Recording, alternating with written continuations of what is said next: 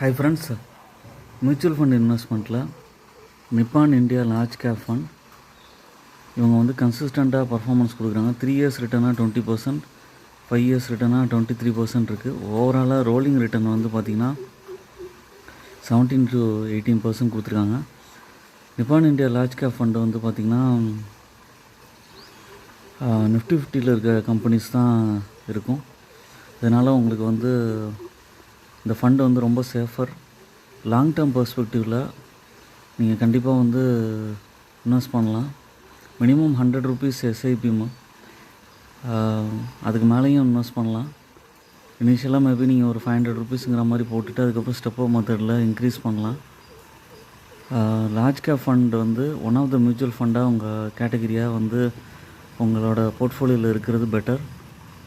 அப்போ தான் வந்து ரிஸ்க்கை வந்து பேலன்ஸ் அவுட் பண்ண முடியும். ஓன் அனாலிசிஸ் பண்ணிவிட்டு மியூச்சுவல் ஃபண்ட்ஸில் இன்வெஸ்ட் பண்ணுங்கள். என்னோடய சேனலை சப்ஸ்கிரைப் பண்ணுங்கள், லைக் பண்ணுங்கள், எல்லா வீடியோஸும் பாருங்கள்.